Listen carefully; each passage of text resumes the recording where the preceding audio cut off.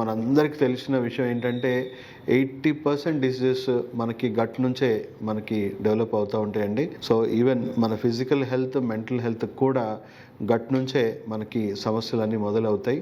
So first thing, gut అంటే ఏంటి? మన జీర్ణకోశ అండి. మనం తిన్నదంతా కూడా మనం డైజెస్ట్ చేయాలి, దాంట్లో నుంచే శక్తి గ్రహించాలి, దాని నుంచే మన ఆరోగ్యాన్ని మనం పొందాలి అనే విషయం మనకు తెలిసిందే. సో మనము ఈ గట్లో వేసే చెడు ఆహార పదార్థాలు మనం చూసుకుంటే జంక్ ఫుడ్, మనకు ఆల్కహాల్ ఇలాంటివన్నీ ఏం చేస్తాయండి? గట్ని పాడు చేస్తుంది. సో గట్లో చెడు బ్యాక్టీరియా పెరిగిపోతుంది, మంచి బ్యాక్టీరియా తగ్గిపోతుంది.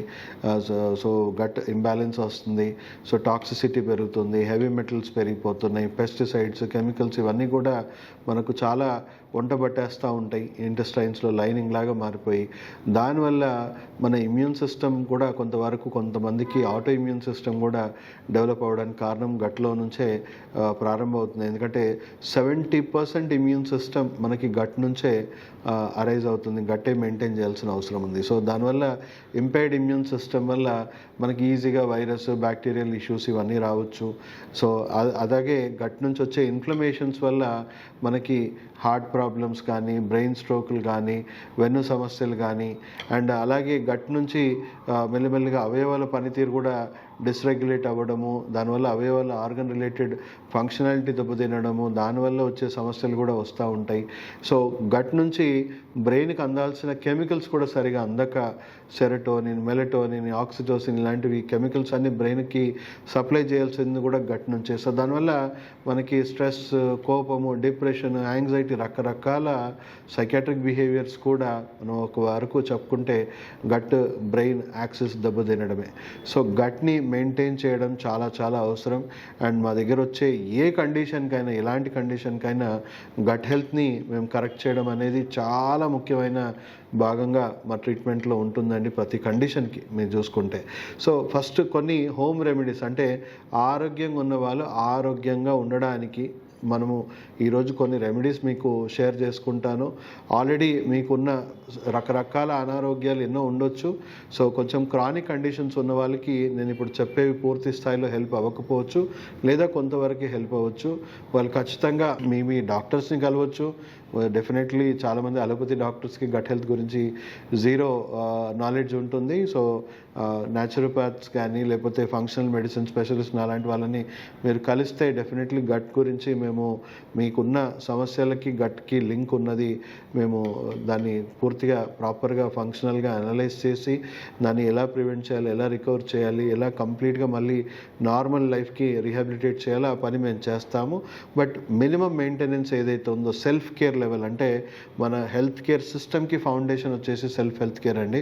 సో మీరు సెల్ఫ్ హెల్త్ కేరే బాగుంది అనుకోండి, అసలు రోగాలు అనేవే తయారవ్వవు. ఒకవేళ తయారైనా అది త్వరగా రిజల్వ్ అవ్వడానికి మీకు హెల్ప్ అవుతుంది. సో ఈరోజు చెప్పే టిప్స్ కొంతవరకు పాటించండి. So first thing, sleep cycle, wake up cycle అనేది, అంటే మన బాడీ సెరికాడియన్ క్లాక్ని మనము సరిగ్గా మెయింటైన్ చేయాలి.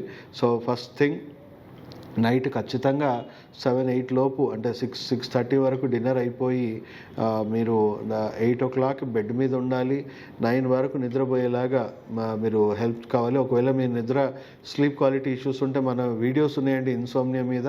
ఆ ఇన్సోమ్నియా సంబంధించిన వీడియోస్ మీరు ఒకసారి గెట్ ఇన్ అవ్వండి. దాంట్లో మీకు ఇన్సోమ్నియా సమస్యలు, నిద్రలేమి సమస్యలు ఉంటే ఎలా రికవర్ చేసుకోవాలనేది దాని మీద మీకు ఒక సంపూర్ణమైన వీడియో ఉంది. సో ఖచ్చితంగా 9 o'clock ఎందుకు పడుకోవాలంటే 9 to 11 మనకి హార్మోన్స్, గట్లో ఉన్న ఇంబ్యాలెన్స్ ఇవన్నీ కూడా కరెక్ట్ చేసుకునే టైం అండి. అండ్ 11 to 3 వచ్చేసి కొంచెం డీప్ లివర్ ఇవన్నీ కూడా ఎక్కువగా ఇన్వాల్వ్ అయ్యి సెల్ రిపేర్ అనేది జరుగుతూ ఉంది. సో చాలా ఇంపార్టెంట్ వర్క్ జరుగుతుంది కాబట్టి స్లీప్ సైకిల్ని ఎప్పుడు కూడా డిస్టర్బ్ చేయకండి. అండ్ మార్నింగ్ 5-5:30కి ఎట్లనైనా లేచి అలవాటు చేసుకోండి. మార్నింగ్ సూర్యోదయం అనేది చాలా చాలా ఇంపార్టెంట్ అండి మీ గట్ హెల్త్కి కానీ, మీ బ్రెయిన్ హెల్త్కి కానీ, ఓవరాల్ హెల్త్కి కూడా. మీ ఎముకలు కూడా విటమిన్ డితోని ఉక్కులాగా మీ మారుతూ ఉంటుంది. అండ్ మీ గట్లో, మీ బ్రెయిన్లో సెరటోనిన్ బూస్ట్ అవుతుంది. దానివల్ల అవయవాల పనితీరు రెగ్యులేట్ అవుతాయి. బ్రెయిన్ మూడ్ కానీ ఇవన్నీ కూడా ఎన్హాన్స్ చేయడానికి చాలా హెల్ప్ అవుతుంది. సో మనకొక క్లియర్ కనెక్షన్ ఉంది సన్ రైజ్కి. సో సన్ రైజ్ నుంచి ఒక 2 hours వరకు ఒక అట్లీస్ట్ ఒక హాఫ్ అన్ అవర్ 40 మినిట్స్ అన్న మీ బాడీని ఎక్స్పోజ్ చేయండి. అండ్ బ్రీతింగ్ ఎక్సర్సైజ్ కానీ, లేకపోతే మెడిటేషన్ కానీ, లేదా మైల్డ్గా వాకింగ్ కానీ, యోగా కానీ ఇలాంటి యాక్టివిటీస్ వల్ల కూడా బాడీలో సర్క్యులేషన్ యాక్టివిటీ పెరుగుతుంది. దానివల్ల కూడా మీ గట్ హెల్త్ అనేది కొంచెం యాక్టివ్గా వర్క్ చేయడం, ఫంక్షనాలిటీ ఇంప్రూవ్ చేసుకోవడం అనేది జరుగుతూ ఉంటుంది. సో అది కూడా హెల్ప్ అవుతుంది. సో మార్నింగ్ మీల్ అనేది చాలా చాలా ఇంపార్టెంట్ అండి. మీరు మార్నింగ్, ఎందుకంటే నైట్ అంతా ఒక రకంగా ఫాస్టింగ్ లాగా ఉంటుంది కాబట్టి మార్నింగ్ ఇచ్చే మీల్ చాలా ఇంపార్టెంట్. ఒకవేళ మీకు కాన్స్టిపేషన్ లాంటి ఇష్యూస్ ఉన్నాయనుకోండి, ఖచ్చితంగా కొంతకాలం ఫ్రూట్స్ తినడం అలవాటు చేసుకోండి. ఎస్పెషలీ మనం చెప్పుకుంటే జామకాయ అండి, చాలా హై ఫైబర్ ఉంటుంది దాంట్లో. సో మీ కాన్స్టిపేషన్ ఇష్యూ ఉంటే జామకాయ ఖచ్చితంగా తినండి. అండ్ ఫ్రూట్స్ మిగతా ఫ్రూట్స్ మార్చి తినడం బెటర్. సో దాంట్లో ఫైబర్ కంటెంట్ కూడా ఉంటుంది. మీ గట్ రిపేర్ కావాల్సిన న్యూట్రియంట్స్, యాంటీ ఆక్సిడెంట్స్ ఇవన్నీ కూడా మీకు చాలా హెల్ప్ అవుతుంది. సో గట్ ఇష్యూస్ ఉన్న వాళ్ళు ఎక్కువగా, అంటే మీరు ఒకసారి డాక్టర్ని సంప్రదించండి. క్రానిక్ ఇష్యూస్ ఉన్న వాళ్ళైతే మీకు సరైన డైట్, టార్గెట్ స్పెసిఫిక్ డైట్స్ అనేది చెప్తాము.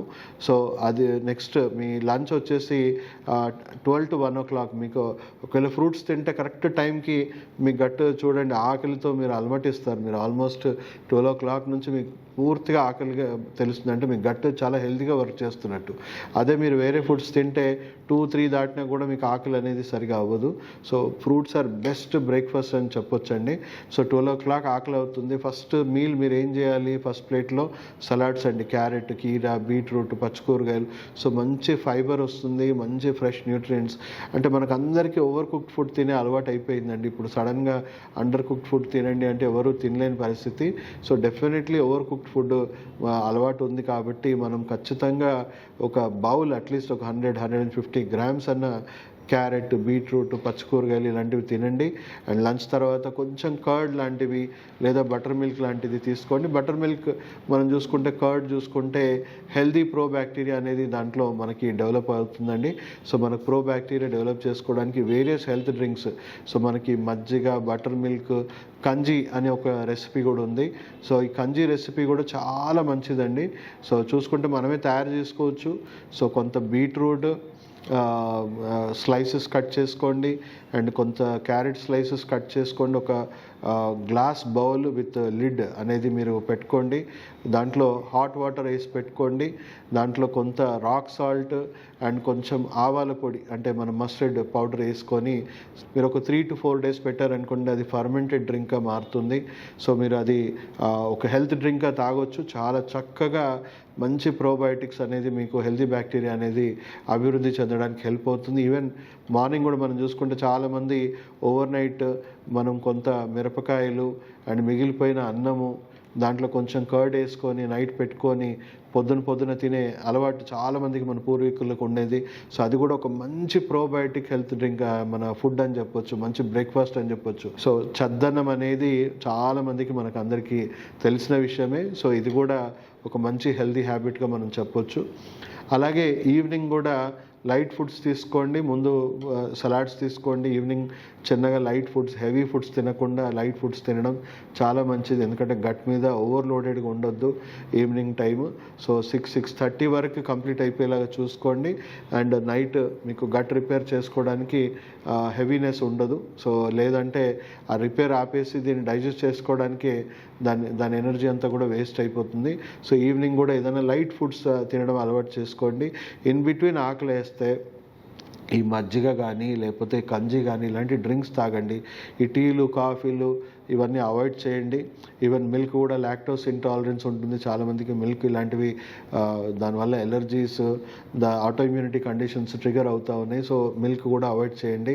అండ్ ఎక్కువగా గట్ ఇష్యూస్ ఉన్న వాళ్ళు కొంతకాలం నాన్ వెజ్కి అవాయిడ్ చేస్తే బాగుంటుంది. ఎందుకంటే నాన్ వెజ్ అరగడానికే 48 to 72 hours పడుతుంది. దానివల్ల గట్ మీద చాలా ప్రెషర్ అనేది క్రియేట్ అవుతూ ఉంటుంది. సో కొంతవరకు గట్ ఇష్యూస్ ఉన్న వాళ్ళు ఎప్పుడో ఒకసారి తింటే బాగుంటుంది, రెగ్యులర్గా తినకుండా ఉంటే బాగుంటుంది. సో అలానే నాన్ వెజ్ చెడు అని కాదండి, అది ప్రతి ఆహారం అనేది ఒక లిమిటేషన్ అనేది ఉంటుంది. మీకున్న ఆరోగ్య సమస్యలను బట్టి ఆ లిమిటేషన్స్ని మనం పాటించడం చాలా మంచిది. అంటే ఒక ఆరోగ్యంగా ఉన్న వాళ్ళు గట్ని ఎలా హెల్తీగా మెయింటైన్ చేసుకొని ఎన్నో సమస్యలు రాకుండా మనకి 80% సమస్యలు రాకుండా మన ఫిజికల్ హెల్త్కి, మెంటల్ హెల్త్కి గట్ హెల్త్ అనేది పునాదిగా మనం భావించాలి. సో ప్రతి ఒక్కరు కూడా గట్ హెల్త్ మెయింటైన్ చేయడానికి ఇంకా ఎన్నో ప్రోబయోటిక్స్ ఇవన్నీ దొరుకుతాయండి. కానీ ఇవి చాలు. అవి సప్లిమెంట్స్ అనేవి ఎవరికి కావాలి, ఎవరికైతే పెద్ద పెద్ద హెల్త్ ఇష్యూస్ ఉన్నాయో, వాళ్ళకి కాంప్లికేటెడ్ ఇష్యూస్ ఉన్నాయో, పర్టికులర్ ఆ బ్యాక్టీరియా ఏది ఇస్తే వాళ్ళకి హెల్ప్ అవుతుందో అవన్నీ కూడా డాక్టర్స్ చూసుకుంటారు. సో మీరు ఎలాంటి సప్లిమెంట్స్ డైరెక్ట్గా ఏవి వాడకండి. సో ఈ చెప్పిన హోమ్ రెమెడీస్ సరిపోతాయి మీ జనరలైజ్డ్ హెల్త్ ఇష్యూస్ అన్నిటికీ. సో దయచేసి ఈ వీడియో ప్రతి ఒక్కరికి షేర్ చేయండి, ప్రతి ఒక్కరికి అవగాహన కలిగించండి. మనం ఆరోగ్య భారతంగా ఉండాలి అంటే అది మనము హాస్పిటల్లో కాదండి, హెల్త్ ఉంది మన ఇంట్లోనే ఉంది అని మనం అందరం గుర్తించాలి. సో ఫస్ట్ ఈ సెల్ఫ్ హెల్త్ కేర్ అనేది మనం చాలా స్ట్రెంథన్ చేసుకోవాల్సిన అవసరం ఉంది.